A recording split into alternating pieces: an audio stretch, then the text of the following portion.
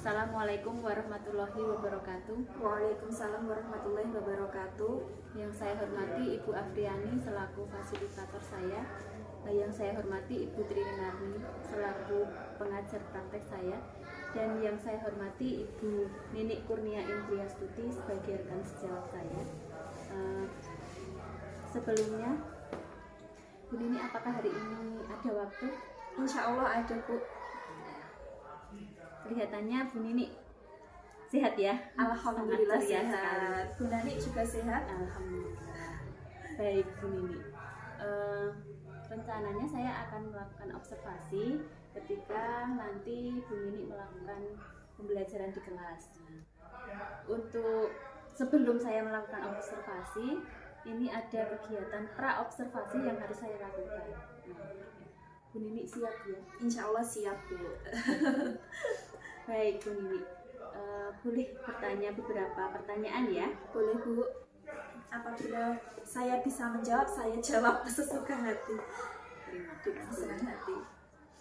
Oke, sebelumnya untuk materi yang akan Ibu Nini sampaikan di pembelajaran yang akan saya observasi nanti, materinya Untuk kelas 4 ini saya mengambil materi nanti perubahan wujud, Bu. Jadi perubahan wujud nanti saya akan sampaikan di kelas 4 pada waktu observasi dengan tujuan yang pertama agar siswa sendiri mampu membedakan dari benda padat, cair, dan juga gas. Jadi ketika observasi nanti saya juga akan mengajak siswa untuk bernyanyi terlebih dahulu. Dalam artian gunaannya untuk menyanyi itu siswa sendiri yang memiliki kinestetik, ada yang minat belajar gaya kinestetik itu agar mereka juga bisa melakukan tepuk. Terus untuk audio dan visual sendiri nanti saya juga akan menyediakan dalam bentuk video. Saya akan mencarikan dari YouTube seperti itu, Bu. Terus kemudian sebelum saya ke pembelajaran nanti saya akan melakukan asesmen terlebih dahulu. Jadi saya mencari atau menggali siswa itu minat belajar atau gaya belajarnya seperti apa, seperti itu terlebih dahulu agar saya bisa melakukan tindak lanjut sesuai dengan gaya belajar siswa.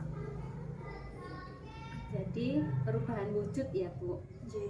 Itu masuk materi pelajaran IPAS.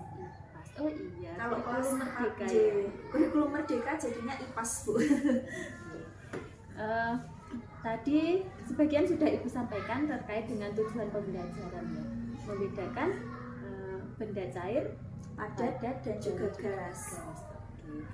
Kira-kira di dalam kelas nanti Bu, kondisi siswa dengan materi ini minatnya bagaimana? Kalau misalnya minat sendiri, Bu, saya melihat pembelajaran yang sebelumnya itu kalau minat belajar siswa kalau yang hanya sekedar monoton itu membuat siswa mudah jenuh. Jadi sebelum saya ke pembelajaran saya gunakan beberapa model dan atau metode pembelajaran, kemudian saya juga menggunakan alat peraga untuk mengantisipasi hal kejenuhan siswa tersebut.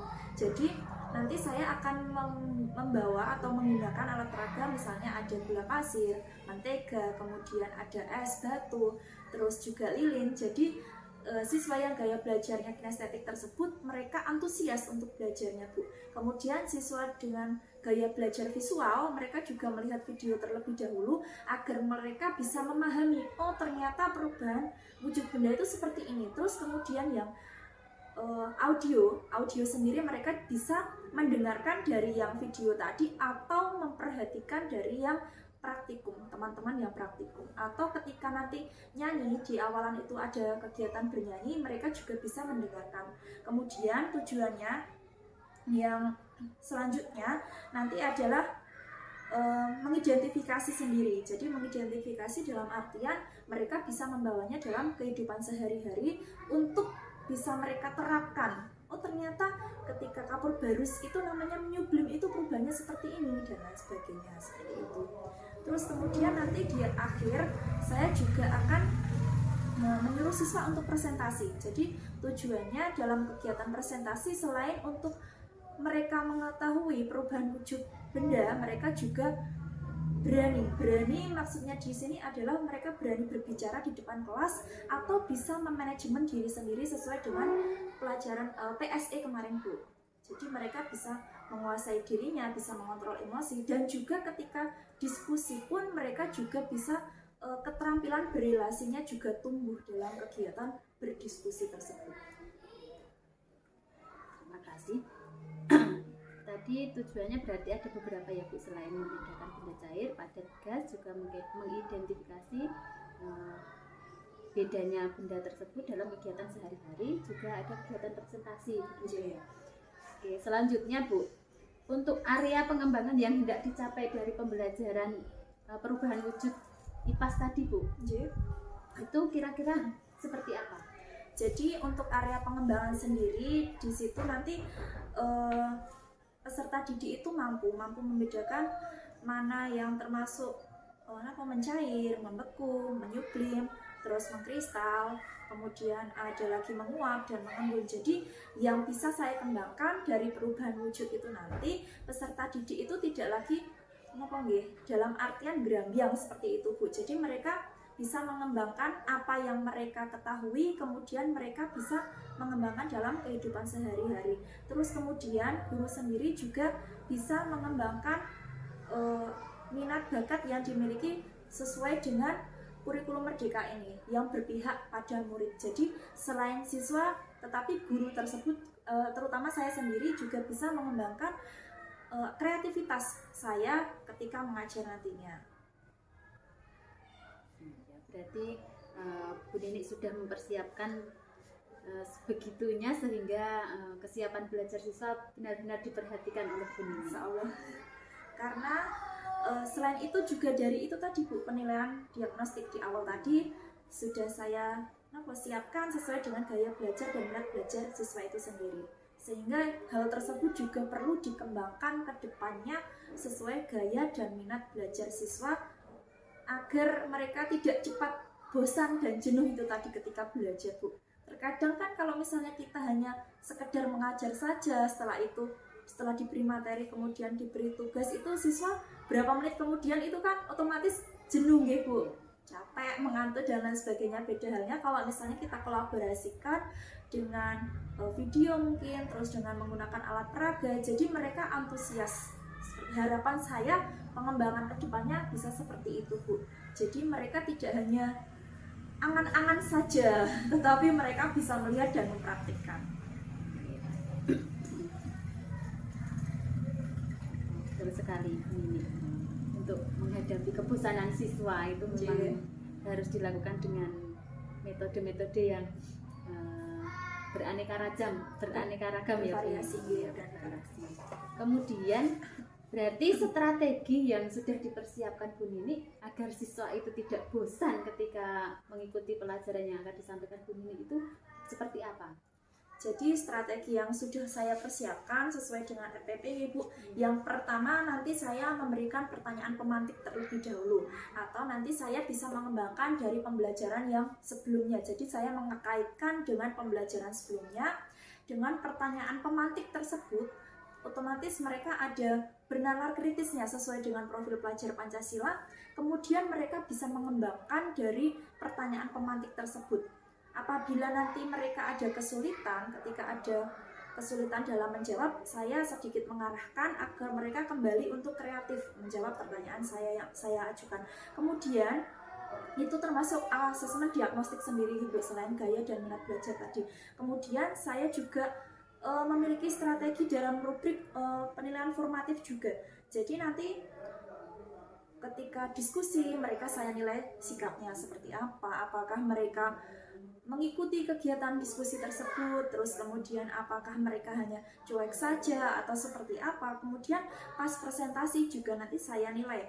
Terus kemudian keterampilan pengetahuan dan selama pembelajaran pun juga saya nilai. Terus nanti saya juga menyiapkan LKPD untuk kegiatan tersebut Bu. Jadi ketika mereka selesai melihat video terus praktikum seperti itu, mereka mengerjakan LKPD yang sudah saya siapkan, kemudian mereka presentasikan. Jadi karena ini bulan puasa ya Bu, otomatis nanti waktunya hanya 50 menit saja. Baik, terima kasih Bu Nini. Nah, semoga nanti kegiatan observasinya bisa berjalan lancar. Amin. dengan dipersiapkannya sebegitu rupa baik dari RPP dan alat peraga yang sudah dipersiapkan, nanti anak-anak tidak cepat merasa bosan. Semoga kiranya pra-observasi yang saya lakukan sebagai supervisi akademik nanti cukup sekian. Kita lanjutkan di observasi dan pasca observasi nanti. Terima kasih Bu Nini. Wassalamualaikum warahmatullahi wabarakatuh.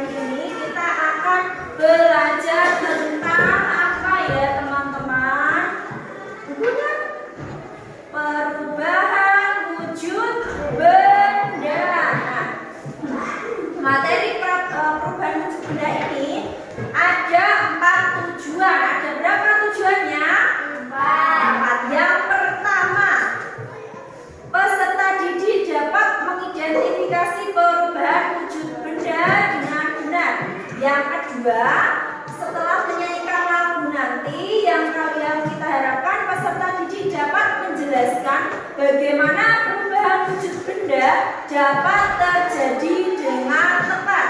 Yang ketiga, peserta didik mendemonstrasikan proses perubahan wujud zat dan mendeskripsikan energi yang terlibat dalam bentuk diagram sederhana dengan tepat. Kemudian yang terakhir, setelah mempraktekkan perubahan wujud benda, peserta didik berdiskusi dengan kelompoknya mengerjakan LKPD.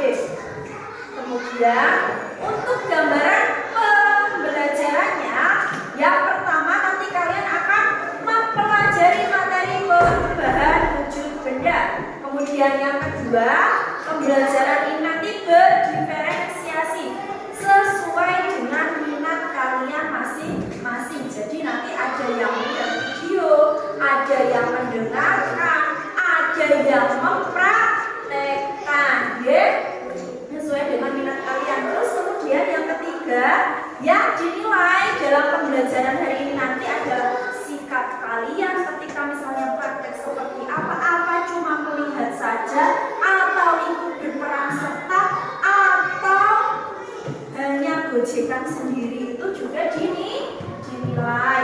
Terus kemudian nanti juga ada penilaian pengetahuannya, ada saya kasih soal, terus yang terakhir ada keterampilannya. Kemudian yang terakhir nanti ada pembagian kelompok. Satu kelompok karena hari ini yang tidak masuk ada 1 dari 9 anak ya yang masuk, berarti dibagi menjadi 3 kelompok. Nah, manfaatnya apa kalau mempelajari materi ini? Manfaatnya yang pertama adalah membuat atau pembuatan beberapa jenis makanan. Contohnya perubahan wujud benda itu kan ada 6 ya. Nah, nanti akan kita bahas. Sedangkan untuk manfaatnya sendiri adalah untuk membuat makanan. Kemudian bisa juga untuk membuat pengharum ruangan. Nah, coba kita ulas materi sebelumnya dulu sebelum ke materi hari ini. Apa atau sifat-sifat benda cair itu apa yang nanti kita sudah mempelajari?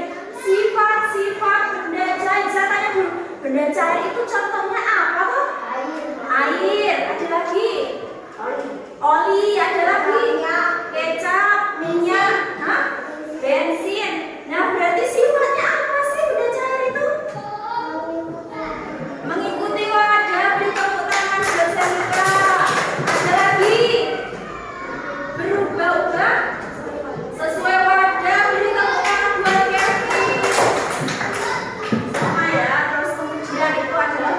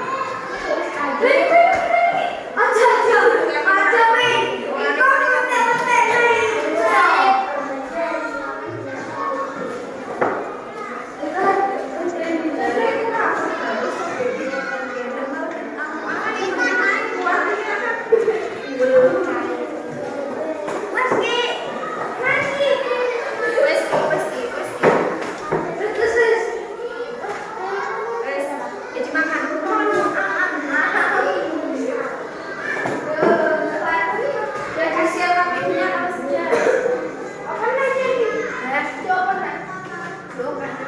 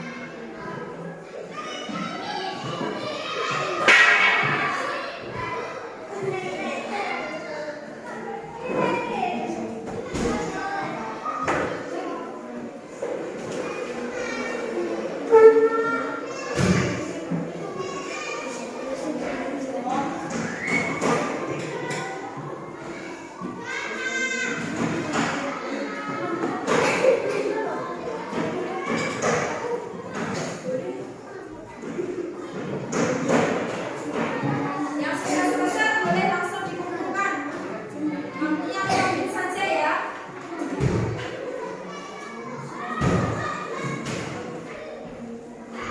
Perubahan wujud apa saja yang terjadi pada benda? Tadi sudah ada berapa?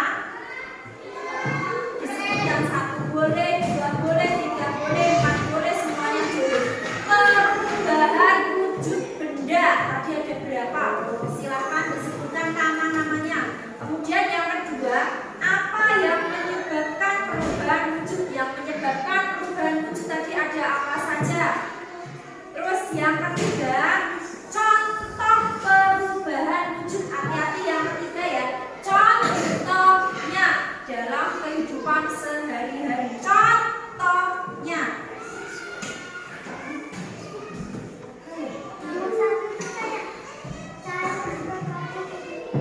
Perubahan wujudnya namanya apa? Yang sudah selesai boleh ditelurkan.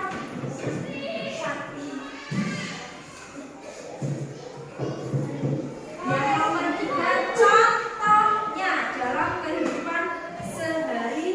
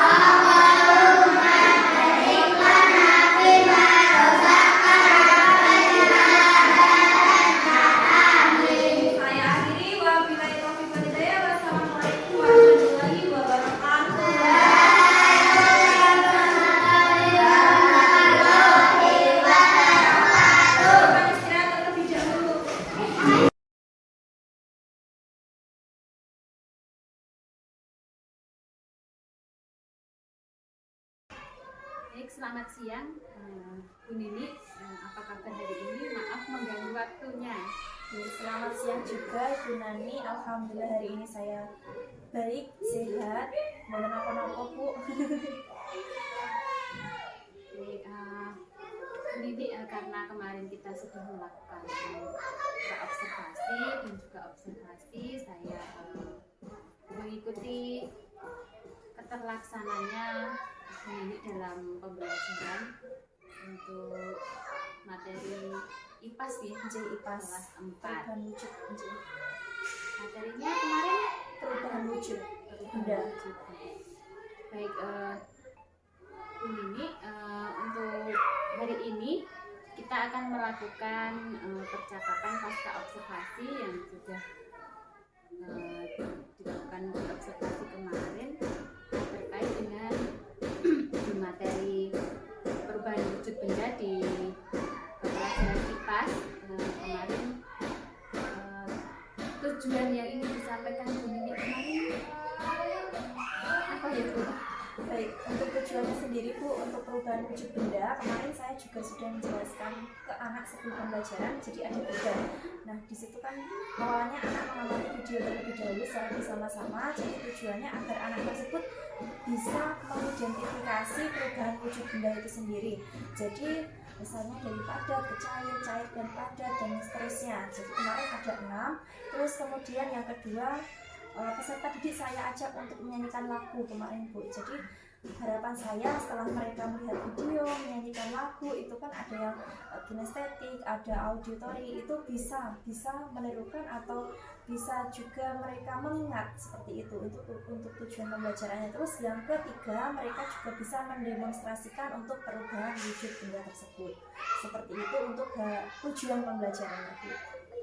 Dari tujuan yang Bu Nini sampaikan tadi, dari kegiatan pembelajaran kemarin, apakah yang disampaikan Bu Nini itu sudah sesuai dengan tujuan? Apakah ada hambatan atau ada hal yang menarik dari pembelajaran yang sudah Ibu laksanakan? Baik, untuk tujuannya sendiri kemarin sudah saya sampaikan ke anak dan alhamdulillah juga sudah terlaksana karena sebelum ke materi pembelajaran sudah saya berikan gambaran untuk pembelajaran sendiri Bu. Jadi peserta didik kemarin saya buat menjadi 3 kelompok nipol sesuai dengan minat bakat mereka sendiri. Jadi saya bagi untuk auditory, kinestetik dan juga demonstrasi atau praktek sendiri. Jadi mereka tidak saya pilih untuk silakan kalian di sini, tidak, tetapi mereka sesuai dengan minat bakat mereka masing-masing. Nah, dan kemudian untuk hambatan sendiri ternyata masih ada, walaupun mereka sesuai dengan minat bakatnya untuk pelaksanaannya, tetapi ternyata pas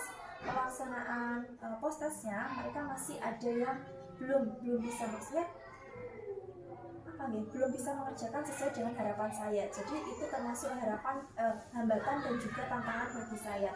Jadi untuk kedepannya itu mungkin cara pembelajaran berdiferensiasi ini nanti saya ubah lagi, misalnya walaupun sesuai minat bakat mereka, tetapi mereka akan sedikit saya arahkan atau saya tuntun karena mengingat peserta didik di kelas 4 sendiri terkadang kan masih labil Bu. Jadi mungkin akan saya tuntun, saya kolaborasi dengan orang tua wali, saya tanya sebenarnya minat bakat mereka itu di mana, misalnya dengan praktikum ternyata mereka masih belum bisa atau belum menguasai, tapi ternyata mereka hanya sekedar kesenangan saya kinestetik dan seterusnya. Jadi itu merupakan hambatan kemarin pas pembelajaran pas observasi kemarin Bu. Jadi mungkin untuk pembelajaran selanjutnya mereka akan saya ajak untuk membuat alat peraga bareng-bareng seperti itu. Itu mungkin menjadi dari hambatan menjadi tantangan saya ke depannya, kemudian menjadikan solusi untuk kami untuk menemukan ide baru. Dari refleksi kegiatan yang sudah disampaikan Bu Nini tadi, ada beberapa hambatan atau tantangan yang terjadi di kelasnya. Untuk skala keberhasilan dari pencapaian pembelajaran kemarin itu, kalau 1 sampai 10 keberhasilan dari pembelajaran kemarin di angka berapa? Masih di angka 7 Bu, karena itu tadi pas post test itu masih ada beberapa anak yang masih mendapat nilai seperti yang saya harapkan. Jadi masih ada yang di bawah KKM beberapa siswa. Jadi untuk skalanya masih di angka 7. Harapan saya setelah observasi kemarin itu masih ada tindak lanjut, kemudian evaluasi dari diri saya sendiri untuk saya kedepannya biar lebih seperti yang saya harapkan. Baik, untuk targetnya nanti diupayakan sampai ke nilai 10 ya, 10 insya Allah Bu. supaya keberhasilan dari apa yang sudah disampaikan di pembelajarannya Bu Nini itu semua siswa diharapkan mampu menjawab post-test sesuai dengan apa yang sudah materi yang sudah diterima. Untuk selanjutnya Bu Nini, rencana tindak lanjut ke depan supaya keberhasilan dari pembelajaran Bu Nini tadi bisa berhasil dengan baik. Tadi sudah disampaikan dengan membuat alat peraga bersama ya Bu Nini. Selain itu mungkin ada lagi rencana tindak lanjut saya tetap Bu. Jadi saya sesuaikan dengan minat bakat mereka, misalnya audio, kinestetik seperti yang sudah saya sampaikan tadi. Kemudian selain membuat alat peraga bersama, nanti mungkin saya akan membawa poster Bu. Poster dan juga seperti video itu juga prioritas, karena anak-anak apalagi kelas 4 itu masih sukanya nyanyi dan seterusnya, melihat gambar itu juga sebagai daya tarik mereka sendiri untuk ketika kegiatan pembelajaran di dalam kelas. Jadi selain saya mengajak mereka menggunakan alat peraga, sebagai selingan ya membawa poster dan juga video itu tadi.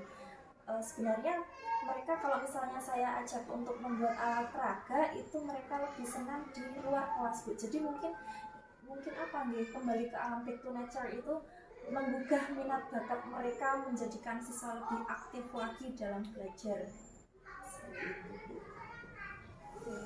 Ada beberapa rencana yang sudah Bu Nini siapkan agar keberhasilan siswa nanti bisa maksimal begitu ya. Untuk selanjutnya komitmen apa yang sudah Bu Nini siapkan untuk rencana tindak lanjut itu? Komitmen saya sebagai guru kelas, terutama di kelas 4 itu saya ingin siswa saya itu nanti menjadi lebih aktif lagi dalam pembelajaran.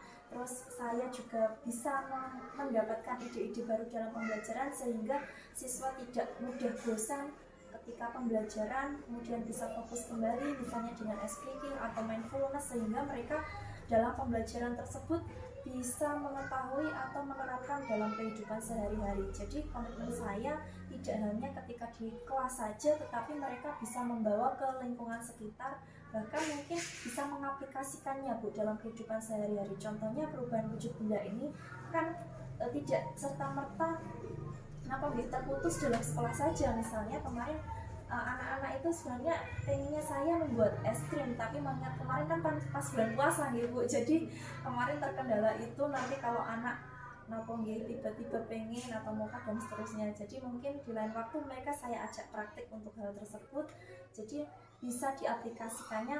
Bisa mungkin Bu ini bisa dibawa ke kewirausahaan juga nih. Niki baru saja ide muncul ini Bu, jadi mungkin itu bisa diaplikasikan lagi sebagai modal awal mereka untuk menjadi generasi berikutnya. Jadi ini sudah punya rencana tindak lanjut, komitmen yang bagus dalam rangka siswa itu lebih bisa mengaplikasikan dalam kehidupan nyata maupun nanti yang baru saja muncul yang disampaikan Bu Nini, kewirausahaan ya. Semoga nanti untuk kedepannya Bu Nini bisa berhasil dalam menyampaikan materi-materi kepada siswa dan juga bisa menularkan ke rekan-rekan teman sejawat Bu Nini juga di SDN 2 Mandaran ini, sehingga nanti kita bisa bergerak bersama melakukan sedikit perubahan dalam rangka tetap berpihak kepada murid. Baik, kiranya ini yang bisa saya sampaikan untuk percakapan pasca observasi di kelas Bu Nini, yaitu di kelas 4 dengan mata pelajaran IPAS dengan materi perubahan wujud. Terima kasih atas waktu yang diberikan oleh Bu Nini. Sami-sami Bu. Kesimpulan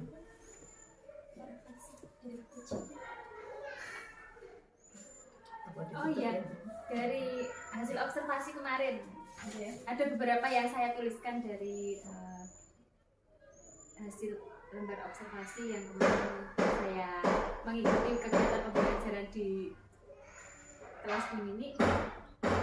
Kemarin di pendahuluan saya menyampaikan secara runtut dari doa dan menyanyikan lagu wajib juga tentang melakukan sedikit stop untuk agar anak-anak lebih konsentrasi dalam mengikuti pembelajaran, menyampaikan tujuan pembelajaran dan kriteria penilaian juga. Di kegiatan pendahuluan juga sudah menghubungkan pembelajaran ke materi sebelumnya dan juga mengapresiasi anak yang kemarin ada semacam pretest untuk kegiatan intinya.